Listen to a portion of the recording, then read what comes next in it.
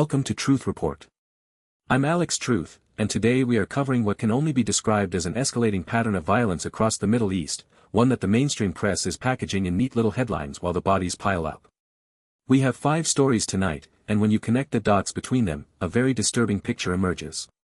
One of unchecked military power, silenced press, and populations being punished for the crimes of their governments. I'm Maya Clarity, and let's start with the story that should be dominating every front page in the world right now but isn't. Israel has killed 3 journalists in southern Lebanon in an airstrike that directly targeted a car carrying reporters. This was reported by Middle East Eye, and let me be precise about what happened here. This was not collateral damage. This was not a stray missile. A vehicle identified as carrying journalists was struck. That is a targeted killing of members of the press, which constitutes a war crime under international humanitarian law, specifically the Geneva Conventions. And this is not an isolated incident. Since October 2023, the Committee to Protect Journalists has documented a staggering number of journalist deaths in this conflict, overwhelmingly Palestinian and Lebanese reporters. What we're seeing is a systematic campaign to eliminate witnesses.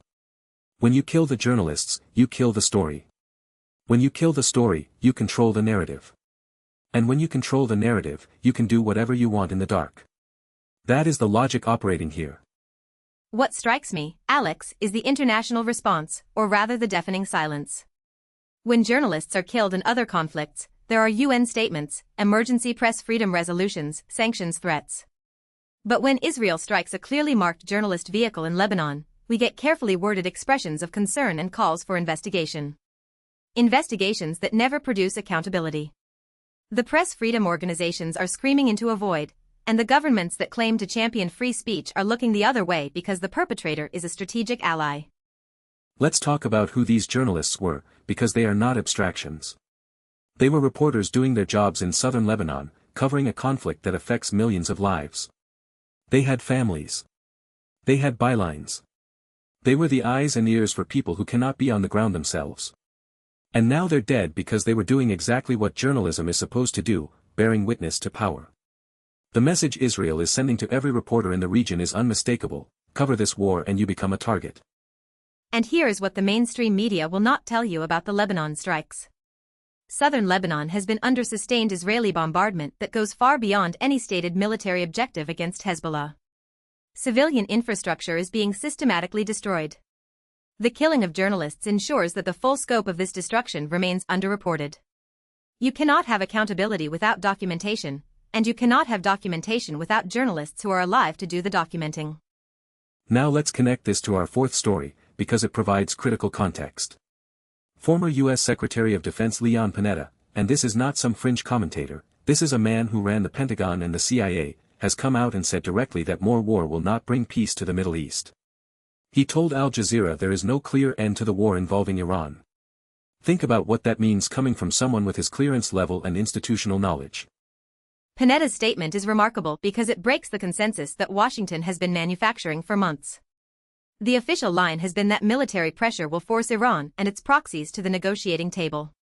Panetta is saying that is a fantasy. He is essentially admitting that the current strategy has no endgame, no off-ramp, no theory of victory. The United States and Israel are prosecuting a war that even their own former defense leaders say cannot achieve its stated objectives. So the question becomes, if the war cannot bring peace, what is it actually for? Follow the money, Maya. Defense contracts are at record highs. Lockheed Martin, Raytheon, Northrop Grumman, their stock prices have surged since this conflict expanded. Every missile fired into Lebanon, every bomb dropped on Yemen, every drone deployed over Iranian airspace is a revenue line for the military-industrial complex. Panetta knows this. He sat at the top of that machine. When he says more war will not bring peace, he is also implicitly acknowledging that peace was never the product being sold. The product is the war itself. And that brings us to story 5, the massive protests erupting across Yemen against U.S. and Israeli attacks. Al Jazeera reports that Yemenis took to the streets in huge numbers to voice support for Iran, Palestine, and Lebanon. The Houthis are warning of further action. Now, Western media frames this as extremist mobilization, as Iranian proxy agitation.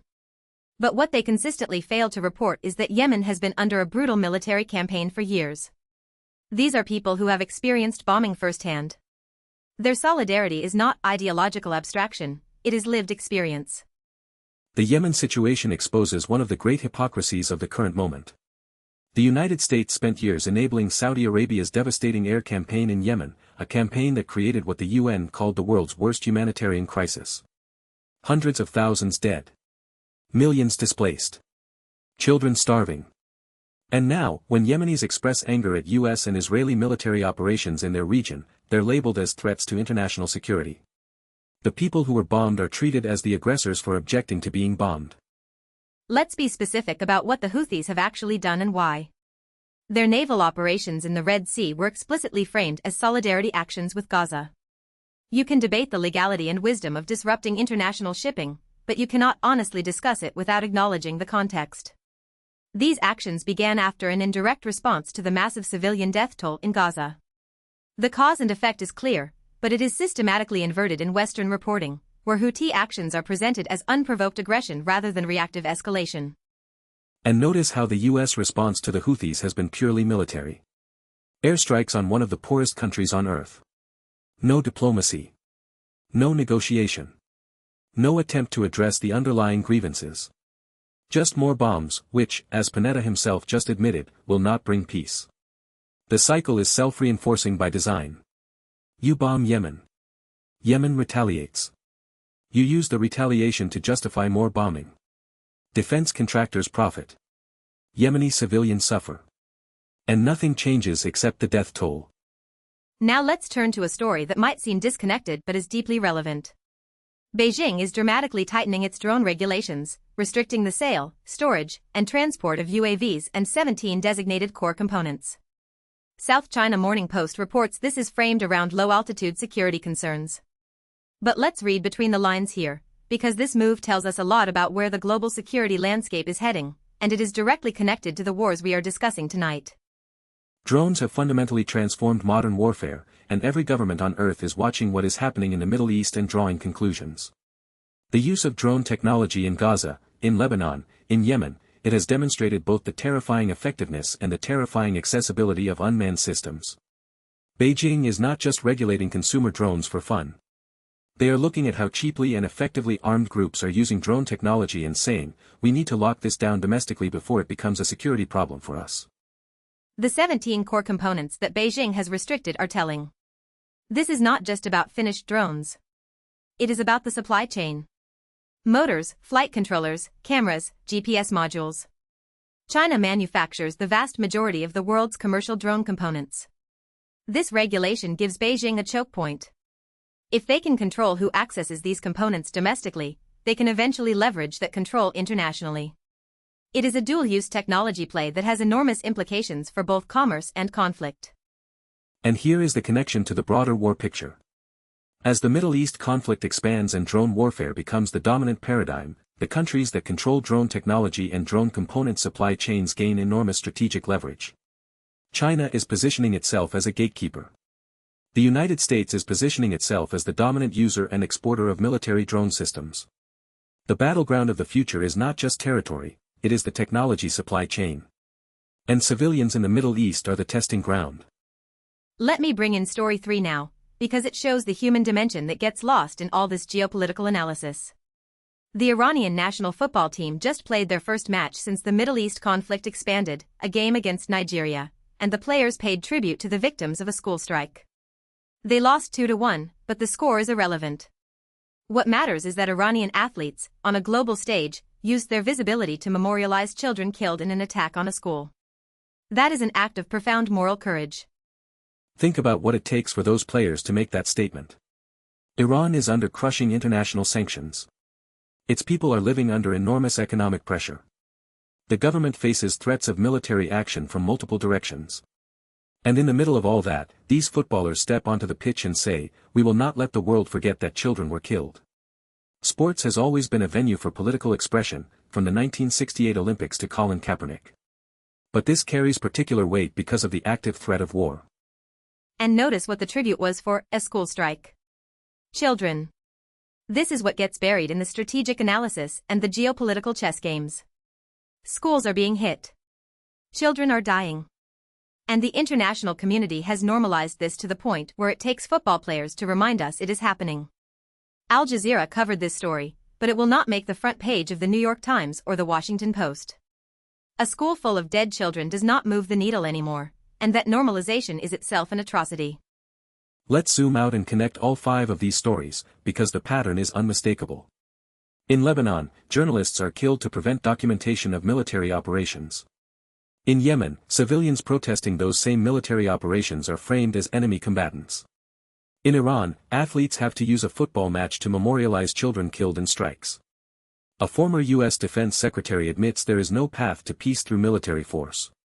And China is quietly locking down the technology that makes modern warfare possible. This is not 5 separate stories. This is one story with 5 chapters. The one story is this: we are witnessing the construction of a permanent war economy in the Middle East, sustained by the elimination of press freedom, the dehumanization of civilian populations, the suppression of dissent, and the unlimited flow of weapons technology. Every actor in this system benefits from its continuation. Defense contractors profit. Governments consolidate power. Media outlets sell fear. And the only people who pay the price are the journalists in southern Lebanon, the children in Iranian schools, and the protesters in Yemeni streets. And the role of the United States in this system cannot be overstated. America provides the weapons. America provides the diplomatic cover at the United Nations. America provides the intelligence sharing. When Israel strikes a journalist vehicle in Lebanon, those munitions were likely manufactured in America. When Yemen is bombed, it is American aircraft doing the bombing. When Panetta says there is no military path to peace, he is describing a machine he helped build and that continues to run on American tax dollars. What Panetta's statement really reveals is the bankruptcy of the establishment position. For decades, the argument has been that American military engagement in the Middle East serves stability and security. Panetta, who was the CIA director and the Secretary of Defense, is now publicly admitting that framework has failed. But the policy has not changed. The weapons keep flowing.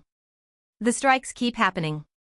The question every American should be asking is, if even our own former defense leaders say this does not work, why are we still doing it? Because it was never about peace, Maya. I want to be very clear about this. The war economy is the point. The instability is the product. When you look at who profits from permanent conflict in the Middle East, the answer is defense corporations, intelligence agencies that justify ever-expanding budgets, politicians who campaign on fear, and media conglomerates that sell the spectacle. Peace is a threat to all of those interests. Panetta is retired now. He can afford to tell the truth. The people still in power cannot. And this is exactly why the killing of journalists matters so fundamentally. The press is supposed to be the mechanism by which democracies hold power accountable. When Israel kills reporters in Lebanon, it is not just eliminating individual witnesses. It is degrading the entire accountability infrastructure. Every journalist who is killed or intimidated into silence is a story that never gets told, an atrocity that never gets documented, a war crime that never gets prosecuted. The darkness grows with every dead reporter. Let's talk about the drone dimension for a moment more, because Beijing's move is a canary in the coal mine. The regulation of 17 core components signals that China expects drone warfare to become a primary security concern domestically. They are watching the proliferation of armed drone technology across the Middle East and recognizing that the genie is out of the bottle. What happens when this technology, battle-tested in Gaza and Lebanon and Yemen, becomes available to non-state actors globally? That is the security question nobody in Washington wants to answer. The drone proliferation issue also connects to the journalist killings in a way people miss. Drone surveillance is increasingly being used to identify and track targets, including journalists and aid workers. The precision strike that hit the journalist vehicle in Lebanon was likely guided by drone reconnaissance or similar surveillance technology. The same technology that China is now restricting is the technology being used to kill the people who document the wars. The tools of modern warfare and the tools of press suppression have merged. I want to come back to the Yemen protests because they represent something the power structure fears more than any military threat: solidarity across borders. When Yemenis march in support of Iran, Palestine, and Lebanon, they are rejecting the narrative that these are separate, containable conflicts. They are saying, this is one war against our region, and we stand together. That kind of transnational solidarity among civilian populations is what keeps strategists up at night, because it cannot be defeated with airstrikes. And the Houthi warning of further action should be understood in that context. Whether you agree with their methods or not, the Houthis have demonstrated something that has shocked military planners worldwide. A relatively low-tech force in one of the poorest countries on Earth has disrupted global shipping and forced the most powerful navy in history to respond. That is an asymmetric warfare success story that is being studied by every non-state actor and small military on the planet. The implications for the global balance of power are enormous. So where does this leave us?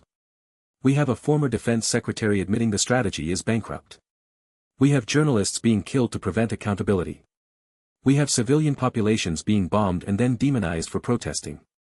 We have athletes reduced to making political statements on a football pitch because no other platform will amplify their grief. And we have the world's manufacturing superpower quietly preparing for a future defined by drone warfare. This is the state of the world on March 28, 2026. And what the mainstream media will give you tonight is sanitized fragments. A brief mention of the Lebanon strike buried under both sides' framing. A 30-second clip of the Yemen protests with the word Houthi used as a synonym for terrorist. No mention of the Iranian football tribute. A business segment about China's drone regulations with no connection to the wars they are clearly responding to. And Panetta's statement reduced to a political talking point rather than the systemic indictment it actually is. That is why Truth Report exists. Not because we have special access or secret sources, but because we refuse to treat these stories as isolated events.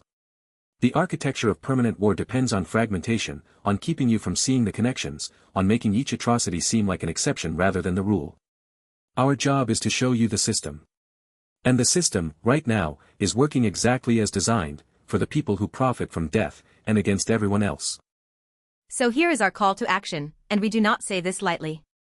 First, seek out independent journalism. Read Middle East Eye. Read Al Jazeera. Read the reporters who are risking their lives in southern Lebanon and Gaza and Yemen. The journalists who were killed this week died trying to bring you the truth. Honor their sacrifice by actually consuming the work their colleagues continue to produce at great personal risk. Do not let their deaths be in vain. Second, follow the money. Every weapon system used in these conflicts has a manufacturer, a lobbyist, and a congressional sponsor. Look up your representatives' defense industry donations. Look at their votes on arms sales. The information is public. The connections are traceable. When Panetta says war will not bring peace, ask yourself who your elected officials are listening to instead, and how much those voices are paying for the privilege. Third, reject the normalization. When a school full of children is struck and it does not lead your evening news, something has gone catastrophically wrong with our information ecosystem. When 3 journalists are killed in a targeted strike and it barely registers, the system is working to make you numb. Refuse that numbness. Share these stories. Talk about them. Make them impossible to ignore. The Iranian football players understood this visibility is resistance. Every person who refuses to look away is a small act of defiance against the architecture of silence. This has been Truth Report. I'm Alex Truth. The stories we covered tonight are not going away tomorrow. They are chapters in a conflict that is reshaping the world order, and you deserve to understand it clearly, without the filters of corporate media or government spin. Stay informed. Stay angry. Stay human. We will see you next time. I'm Maya Clarity. Remember, they kill the journalists because the truth is the one weapon they cannot defeat. Do not let them win. Good night.